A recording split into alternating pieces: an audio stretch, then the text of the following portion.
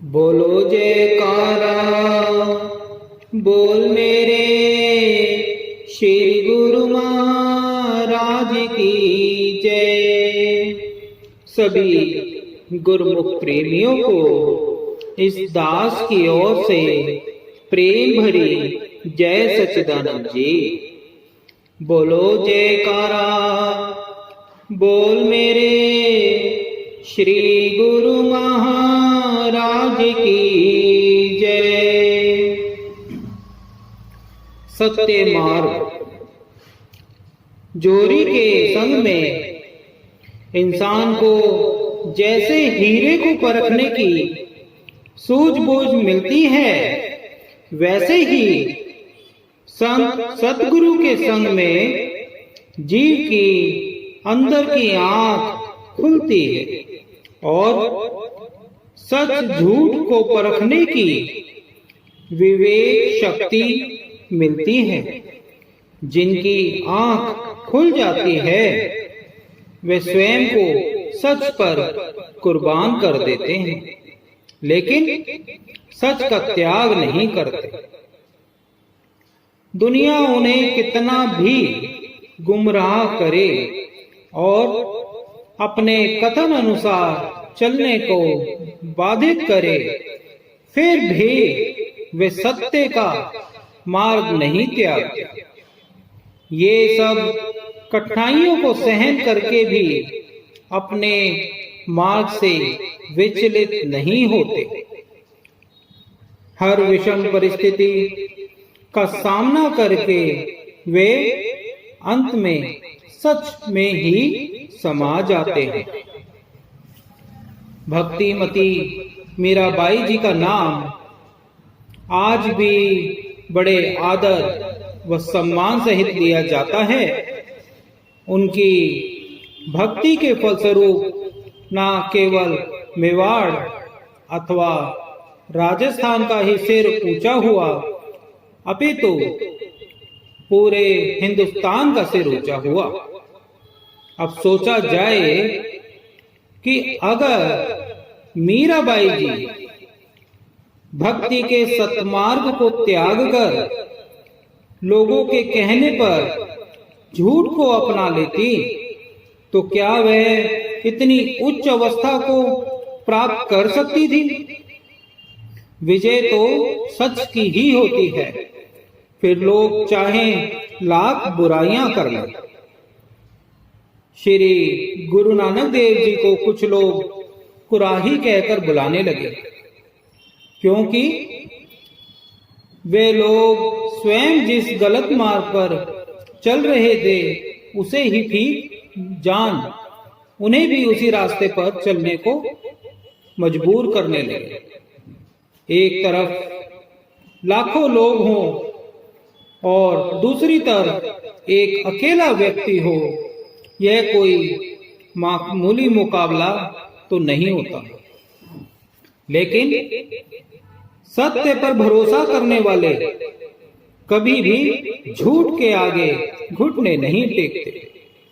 श्री गुरु नानक देव जी अपने सत्य के मार्ग पर अडिग रहे।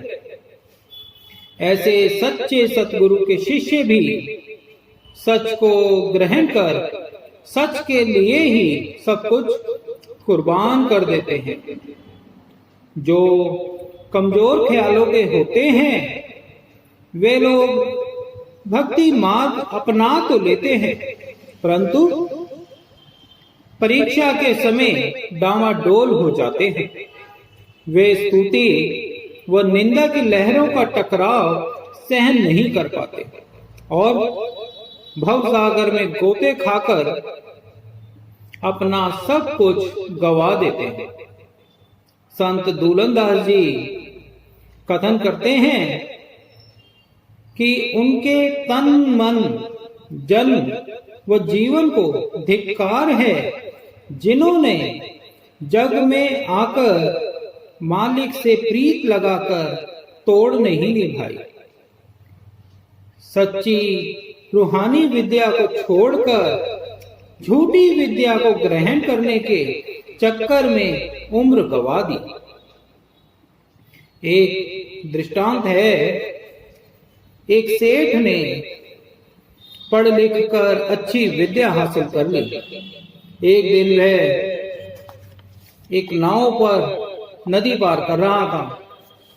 रास्ते में बातचीत करते हुए उसने नाविक से पूछा कि तुमने जिंदगी को सुखी व्यतीत करने के लिए कोई विद्या हासिल की है? नाविक ने कहा कि जनाब, मैं तो केवल नाव चलाना जानता हूं और यही मेरी जीविका का साधन है। सेठ ने फिर पूछा कि तुमने कोई धनराशि भी जमा की है या नहीं? उसने कहा कि रोज जितना कमाता हूं उतने मेरे और मेरे परिवार के खाने पीने के लिए पूरा हो जाता है। सेठ ने कहा कि जीवन बसर करने के लिए 4 पहलू आवश्यक होते हैं: विद्या, हुनर, धन और चौथा स्वास्थ्य। इनमें से 3 तो तुम्हारे पास है नहीं। हाँ, बाकी एक सेहत बहुत अच्छी है तुम्हारी। इस तरह बातें चल रही थी कि नाविक ने अचानक देखा कि दूर से जोरदार तूफान आ रहा है। उसकी छोटी सी नाव उस तूफान को झेलने में असमर्थ थी। इसलिए उसने नाव को छोड़कर नदी में तैरने की सोची। उसने सेठ से पूछा कि क्या तुम तैरना जानते हो? सेठ ने कहा कि मुझे तो तैरना नहीं आता। तो नाविक बोला कि अगर तुम्हें तैरना नहीं आता तो तुम्हारे चारों पहलू अच्छे होते हुए भी अब तुम नहीं बच पाओगे। अब देखना यह है कि वह कौन सी विद्या है जो जीव को भव सागर से पार ले जा सकती है। संत पलटूदास जी कथन करते हैं कि जब तप व तीरथ आदि करने से कोई कार्य सिद्ध नहीं होता, सतगुरु नाम रूपी जहाज पर बैठकर ही दुनिया रूपी अगम व अथाह भव सागर को पार किया जा सकता है। जो गुरु नाम की कमाई करके चंचल चित्त को एकाग्र कर लेता है, वह भव सागर की लहरों में कभी नहीं डूबता। गुरु ज्ञान के बिना अस्थिर बुद्धि होने के कारण मनुष्य गेंद की तरह उछलता रहता है।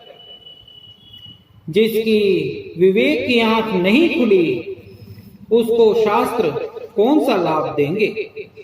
जिसकी आंखें ही नहीं है, दर्पण उसकी क्या सहायता करेगा।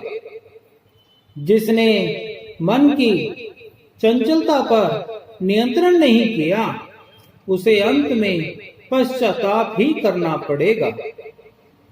इसलिए आत्मिक कल्याण हेतु संतों द्वारा निर्दिष्ट मार्ग पर चलना ही अति आवश्यक है।